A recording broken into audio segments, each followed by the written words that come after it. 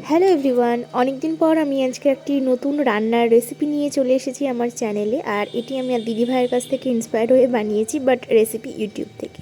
আচ্ছা, চলো আমি ফার্স্টে কী করেছি, ছানাটাকে কিভাবে ম্যারিনেট করে মানে মাখিয়ে রেখেছি সেটা আমি দেখাতে পারিনি, বাট মাখিয়ে আমি ফ্রিজে 1 ঘন্টা রেখেছি। দেন ছানার এরকম বল বানিয়ে রেখেছিলাম, তো এরকম চ্যাপটা চ্যাপটা করে শেপ দিয়ে নিয়েছি। তো তোমরা তোমাদের ইচ্ছে মতো শেপ দিয়ে নিতে পারো। তো তারপর আমি দিয়ে দিচ্ছি তেলে। আর ফার্স্টে যেভাবে তেলে দিচ্ছিলাম ওটা দেখে কেউ জাজ করো না, আমি তো অপটু হাত, তো আমি ওরমভাবে ফার্স্টে ট্রাই করেছি, বাট পরে আমি কড়াইয়ের মানে ওটার ফ্রাইং প্যানের ওপরই দিয়ে করেছি।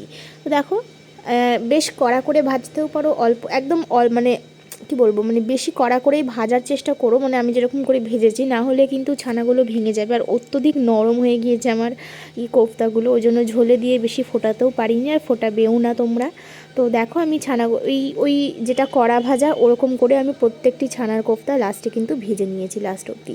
তো এইভাবে কোফতাগুলোকে ভেজে নিতে হবে। আর মানে আমার অনেকগুলো ছানার বলই কিন্তু হয়েছিল, তোমাদেরকে আমি সেটা দেখিয়েওছি। এগুলো ভাজা হয়ে গেছে আর এগুলো কিন্তু ছিল, দেখো এটা আমার লাস্ট ফাইনাল। এগুলো ভাজার পর এরকম হয়েছিল, এরকম কড়া করেই কিন্তু ভেজে নিতে হবে। তো তারপর আমি মশলার দিকে চলে আসি। তো ফার্স্টে সাদা তেল গরম করে নিয়েছি, তার মধ্যে দিতে হবে গোটা গরম মশলা আর তেজপাতা, ফোড়নে দিতে হবে। তো এটা আমি ফোড়নে দিয়ে নিলাম। আচ্ছা, আমার কাছে শুধুমাত্র গোটা গরম মশলাই এলাচ আর দারচিনিই ছিল, তো আমি সেগুলোই দিয়েছি। লবঙ্গ, স্টার অ্যানিস এগুলো তোমরা দিয়ে নিতে পারো। আর মশলার মধ্যে ছিল কাঁচা লঙ্কা, এর মধ্যে ছিল কাঁচা লঙ্কা আর আদা, এই দুটো পেস্ট। আর ফার্স্টে আমি ওটা দেওয়ার আগে না মা বললো একটু লবণ দিয়ে নিতে, তাহলে ছিটকাবে না, বাট তাও ছিটকিয়েছে, আমি জানি না কি লজিক এদের। তো যাই হোক, এটা ছিল কাঁচা লঙ্কা আর আদার পেস্ট, আমি ভালো করে দিয়ে দিলাম। এটা কষিয়ে নেবো। আর অপটু হাতে রান্না, বুঝতেই পারছো, প্রথমে তেল ছিটকেছিলো বলে আমি বেশ মানে খুন্তি দিয়ে আমি নাড়াতেই পারিনি, ওই জন্য তলায় লেগে লেগে ধরেছিল আর কি, মানে লেগে লেগে গেছিলো আর কি। তো যাই হোক, এরপর আমি দিয়ে দেবো ওর মধ্যে আদা আর না আদা, এটা আদা আর কাঁচা লঙ্কা ছিল। এরপর আমি দেবো জিরে আর ধনে বাটা।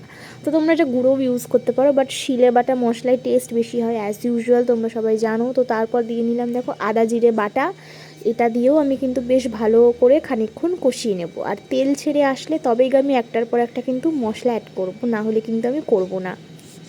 তো দেখো আমি এটাকেও ভালো করে ভেজে নিচ্ছি, বাট আমার মশলাগুলো বেশ কেমন একটা হয়ে যাচ্ছিলো, কারণ আমি ঠিক করে নাড়তে পারিনি দেওয়ার সঙ্গে সঙ্গে। আচ্ছা, তারপর দিয়ে দিচ্ছি 2 চামচ টক দই।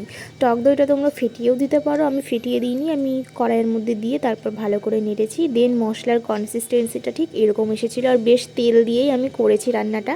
তোমরা চাইলে অল্প তেলেও করতে পারো, বাট এইসব রান্না একটু অল্প তেলে না দিয়ে মানে বেশি তেল দিয়ে করলেই টেস্ট আই গেস ভালো হবে। তো তোমরা করতে পারো তোমাদের ইচ্ছে মতো। যাই হোক, এরপর টক দই দিয়ে ভালো করে মশলাটাকে কষিয়ে নিলাম। তারপর ওই কাঁচা লঙ্কা বাটা, ওই বাটি ধোয়া জলটা আমি ওর মধ্যে দিয়ে দিলাম, যেহেতু তলায় লেগে লেগে আসছিলো আর এমনিও লেগে লেগে ধরছিলো, কারণ আমি এক হাতে রান্না করতে পারি, মানে এক হাতে ফোন ধরে এক হাতে কড়াই মানে রান্না করছি, তো ওটা আমার হয় না, আমাকে এক হাতে সাঁড়াশি দিয়ে কড়াইটা ধরতে হয়। তারপর আমি দিয়ে দিচ্ছি, এখানে ছিল 4 মগজ, কাজু আর পোস্ত বাটা, এই 3টে মশলার মিশ্রণ, এটা দিয়ে দিলাম এই পেস্টের পর। আর প্রত্যেকবারই আমি বাটি ধোয়া জল ইউজ করেছি, ওর জন্য ঠিক প্রথমভাবে ভালোভাবে মশলাটা না দিলেও হবে। তো দেখো, এরপর তলায় লেগে লেগে যাচ্ছিলো প্রত্যেকবারই, আমার এটাই হচ্ছিলো, আমি জানি না কেন। আর অপটু হাতে রান্না বলছি, আমি 3বার বলে দিলাম।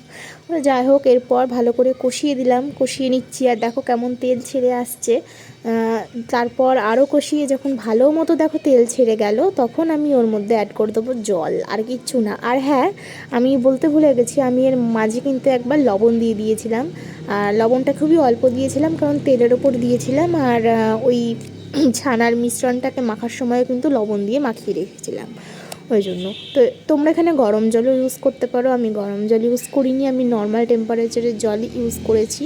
আর আমি ছানাটাকে কিভাবে মেখেছি সেটা তোমাদেরকে আমি একবার বলে দিই একবার, তার আগে দেখে নাও মশলাটা আমি কষাচ্ছি। মশলা ফুটে আসলে আমি আরও একটু জল অ্যাড করেছি।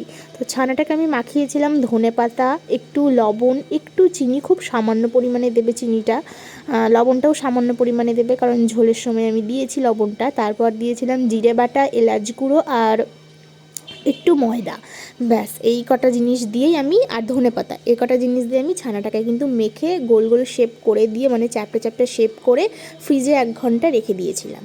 আচ্ছা, এটা হয়ে গেল ছানা কীভাবে আমি মেখেছি সেটা, কারণ আমি তখন ভিডিও করতে পারিনি ডিউ টু সাম রিজন। তো এ দেখো আমি জল দিয়েছি, আরও একবার একটু জল দিয়ে নেব, কারণ ছানা প্রচণ্ড মানে জল টানে আর কি। আর যখন আমরা খাচ্ছিলাম, খাওয়ার সময় কিন্তু একবারেই কোনো মশলা ছিল না, মানে গ্রেভি গ্রেভি খুব হালকা ছিল, নামানোর সময় যাওয়া বা ছিল, খাওয়ার সময় শুকিয়ে গিয়েছিল। তো তোমরা জলের পরিমাণটা কিন্তু বুঝে শুনেই দেবে। দেখো তারপর আমি ছানাটাকে মানে কোফতাগুলো দিয়ে দিলাম ওর মধ্যে। আর এই ভুলটা কেউ করবে না, ছানার কোফতা দেওয়ার পর কিন্তু ঘি গরম মশলা দিয়ে নামিয়ে দেবে আর গ্যাস অফ করে দেবে। আমি এই টাইমে গ্যাস অফ করে দিয়েছিলাম। আর 3টে ছানার কোফতা খুব কালো হয়ে গেছিলো, মানে পুড়ে গিয়েছিলো ভাজতে ভাজতে আমার। তো এটা হয়ে গেছিলো আর কি। আর হ্যাঁ, এরপর কিন্তু বেশিক্ষণ ফোটাবে না, নাহলে একদমই ভেঙে যাবে। আমার ভেঙে যায়নি কিন্তু, খুবই নরম হয়ে গিয়েছিলো তবে, কারণ আমি একটু মেবি বেশিক্ষণ রেখে দিয়েছিলাম, বাট আমার গ্যাস অফ হয়ে গিয়েছিলো।